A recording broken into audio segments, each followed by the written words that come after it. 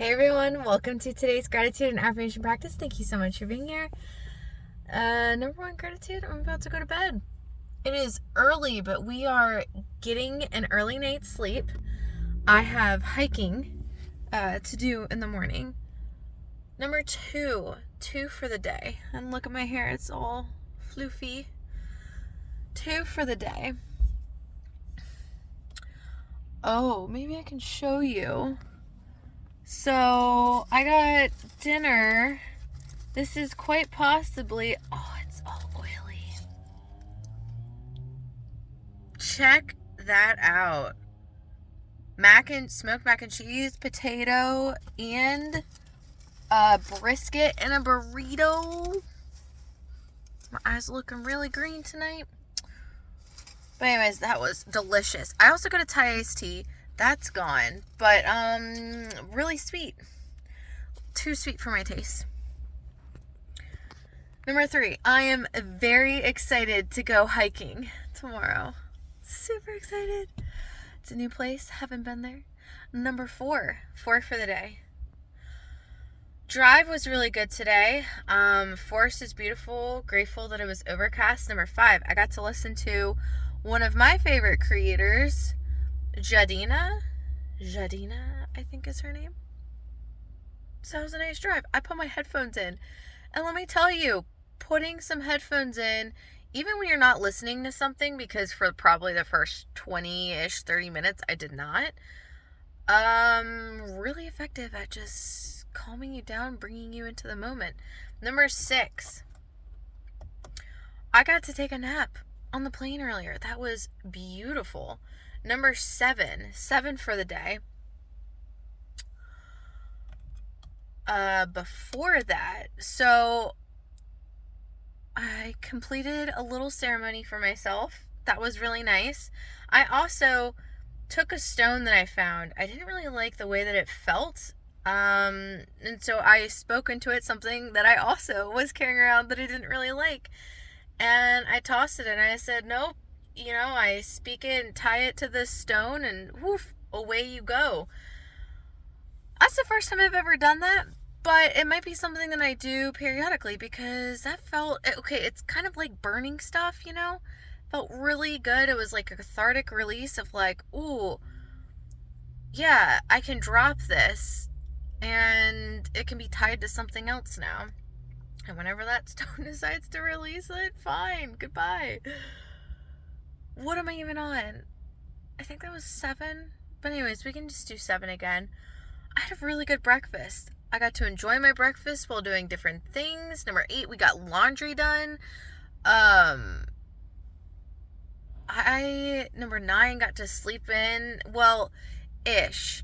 I got to sleep in more than I expected to sleep in this morning. And I had the right amount of time. I pre-planned last night super effectively. And I had the right amount of time to complete my ceremony, eat my breakfast at a leisurely pace, do laundry, finish packing. There's something else that I forgot to...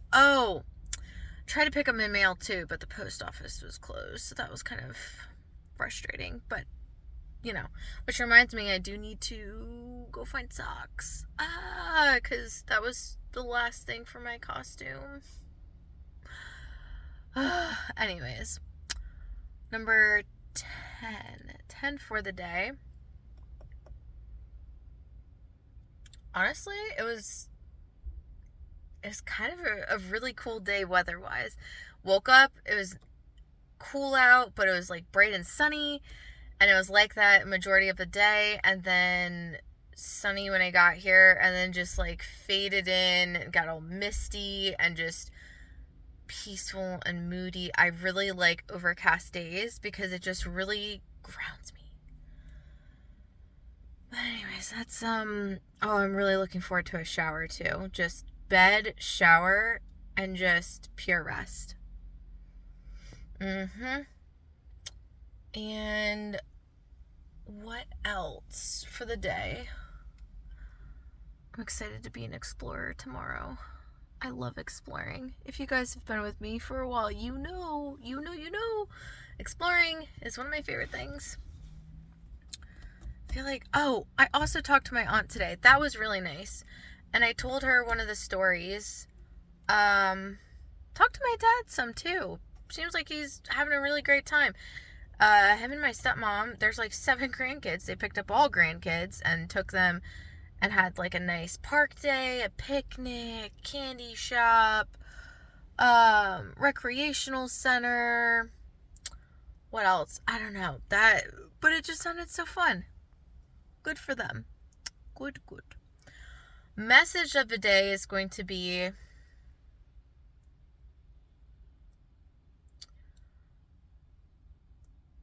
ooh, okay, there's almost like 2 messages. So I talked about compassion and how to hold compassion for yourself, and me working with a horse a little bit ago.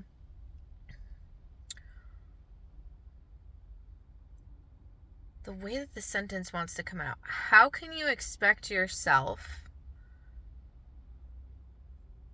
to be able to, or how do you have an expectation of yourself to meet your needs when some of your needs are a language that you don't yet understand?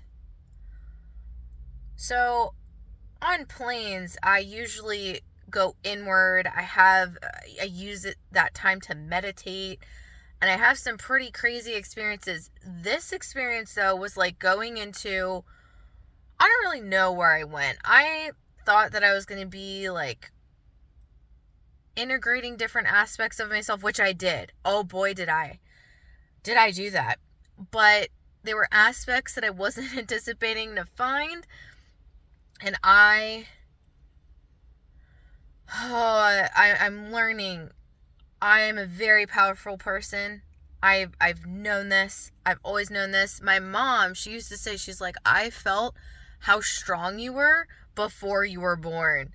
And I was like, yeah, well, that sounds like me. But I have aspects and parts of myself that I had to separate in order to survive in the environments that I was in, or maybe, come to think of it, maybe they were just too powerful for me to work with all at once. But there's a part of me that was very, very angry as a kid, and I know why. And big emotions were not something that were worked through. Like I didn't have the tools for that. And I remember finding something that my mom wrote way back when, and she's like, on a particular time, and she's like, you were so angry, I just didn't know how to help you. But the thing is like when anger would come up, I've really learned from this, because I think if I had kids, I would hold space for them, and I would give them space to start telling what they felt when they were angry. Like, I was a very intelligent kid. I knew why I was angry. But anger, I think because it was too much for the adults to deal with, was punished. A lot of my anger was reacting to the unjust treatment, or just treatment that I knew was not right. And so this part, when it comes up, I understand it, and I don't begrudge it. And I had to compartmentalize it because it was not welcome out in the open. But this part and so when a particular emotion is not able to be expressed, what usually ends up happening is we turn it backwards into ourselves. One, because it has nowhere else to go, and it still wants relationship. And 2, because it can't get relationship externally, the only person left is you. And, also not having the tools as a child to deal with that can lead to some interesting things. And so one of the things I learned today, I got to a point, and that piece didn't even come up right away. I was working through some other stuff, and then that came up. And it showed itself, whoa, red. Oh, that's so funny. Anger, red. Whoa, confirmation, right? But it showed itself as this figure, I guess you could say. Um, think like a Play-Doh figure, maybe. And it just felt very constrained, but it was like all over the place. And I've worked a lot with myself, and I've done somatic therapy, and what you do is you sit with your emotions and you let yourself feel all the way through the emotion. This was a lot. And it's not that I can't sit with it. I just get to a point where I'm at a loss for what to do sometimes. But it got to a moment where we were almost equal. And then I ended up getting up to go to the bathroom on the plane, and I'm like, man, this is a lot. Like, what is it? Because I always ask, like, my parts, like, what do you need? What do you want? This and that. And so then I'm like, okay, well, maybe confirmation, right? Spotlighted. Maybe I need to not push this part away anymore, or compartmentalize it, right? And so I started asking it, like, well, what do you need? This and that. And it said freedom. And I just, in the moment, couldn't bring myself to confirmation again. Got a lot of crazy stuff going on tonight. I couldn't bring myself to, like, dismantle the constraints that I was in.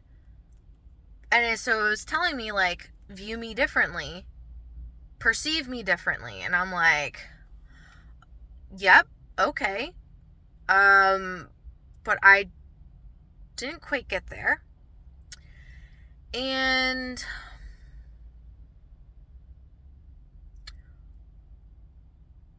then I thought, okay, well, we seem pretty even, which means I've done work. If we seem even or equal, we're at least on a level playing field. And so one of the things I learned from the, working with horses and stuff is, like, and with myself, awareness is key. So maybe we just sit and we be the explorer. We be the listener, the observer. And it kept trying to talk to me. And I'm like, you know what? Maybe I can try and at least understand it. So I kept tuning into the feeling, and I just couldn't understand it. And I was like, you know what? That's really interesting. It's almost like learning a new language. How can you possibly expect yourself to be able to fulfill your need when you're learning a new language?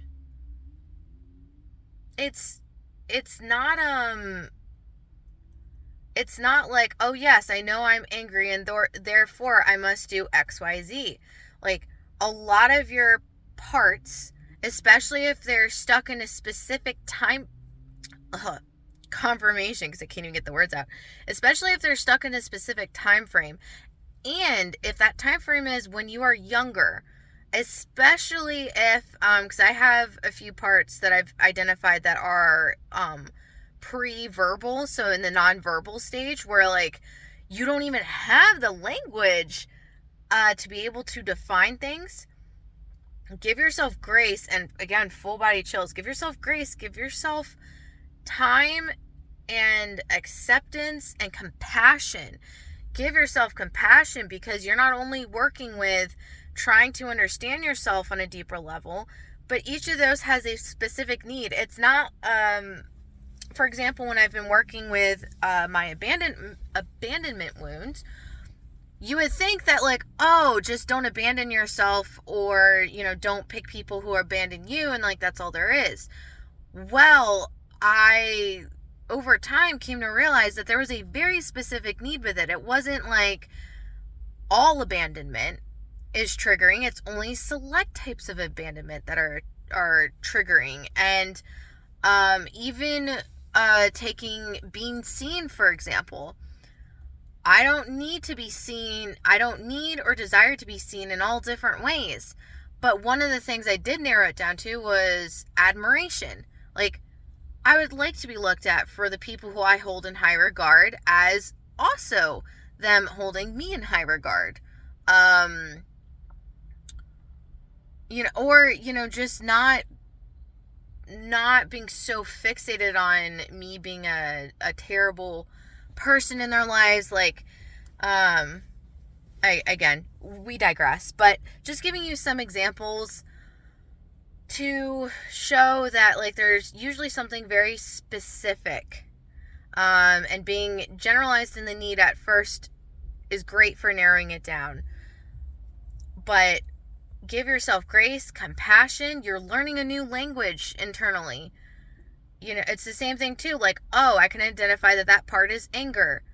I also have worked past, look at all this confirmation with the lights. When I was younger, it was working past pushing the anger down still. A lot of times the first step that we go through is like, oh, we're still repressing it, right? But I worked through that, and then I also worked through being able to just sit with the intensity of the emotions.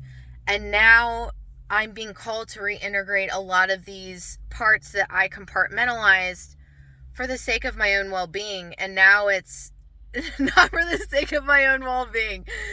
So that was really interesting on the plane. But I feel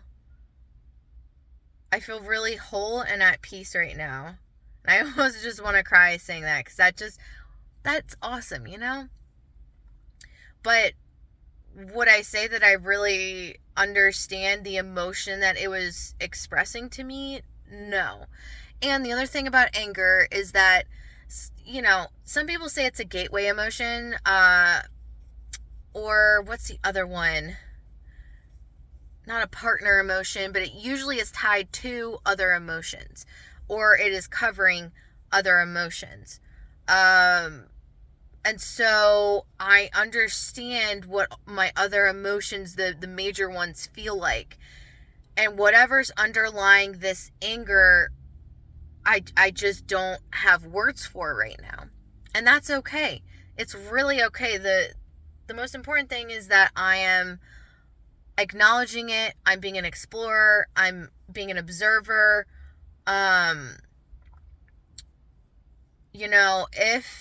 If it felt like my other emotions, I'd be able to at least identify that and have another layer. But we are fascinating creatures. Like, we don't have to, or we probably don't know everything there is to know about ourselves consciously, right? Subconsciously, we always have the answers. But, trust yourself. Treat this as something new to explore. You're learning a new language. All right, so that is the message of the day. Affirmation time. Number 1, as always, I'm divinely guided and supported. I can ask for help whenever I need to. With gratitude, I graciously accept the help offered to me today. Number 2, I love myself deeply, fully, and completely without reserve. Number 3, miracles and blessings are shown to me throughout the day. I love them and I deeply desire more, and more is given to me. Number 4, sleep is my divine practice. Deep, refreshing, peaceful, healing, soul refreshing sleep is available to me each and every night, and this is what I experience each and every night. Number 5, I am not going to stress. Everything is already being worked out for my ultimate good. Everything is already taken care of for me. Number 6, I embody a deep love. I love myself so deeply. I embody deep joy. I am in my deep joy. Number 7, I've chosen so much better. I am living my most delusional, joyful dream life and interacting with my deepest desires now. Number 8, what a beautiful day to be alive. As Climate Day, our experiences, appreciate the fact we are powerfully co-creating these experiences and co-create more of what we desire. Number 9 for the day,